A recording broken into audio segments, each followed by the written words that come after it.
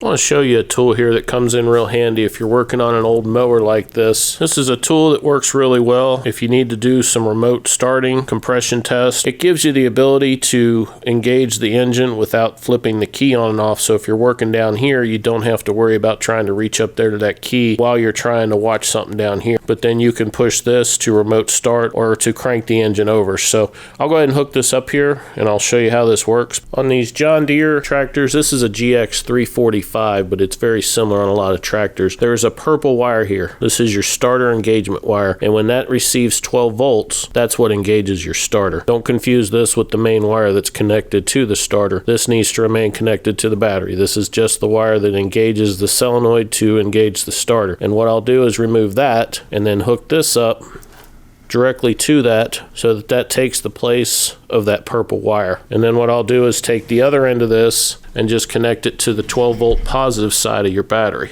Now you've got a circuit here that runs through this down to your starter, and when you press this button, your engine will crank over. Now since the key is not on, it's not going to fire, but I'll show you here.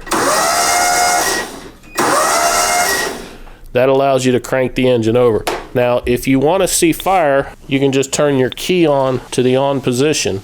And now when you press that button, you will get fire out of your spark plug. And I can't show you on this one because this piece is bad right here. And I'm in the process of making another video to show you why that goes bad. Not just how to replace it, but I'm going to show you why it goes bad. And I'll tell you something that a lot of us have probably done if we've worked on any of these mowers for any length of time. You've got an hour meter on these. If you leave this key in the on position, those hours are going to keep counting even if your mower is not running. And I'll tell you what, there's nothing that pisses a customer off or lowers the value of your mower any more than leaving that key on and coming back a few days later and realizing you left the key on and now your mower's got who knows how many hours on it that are going to decrease the value of it. So, and like I said, even though the key is off, you can still crank the engine.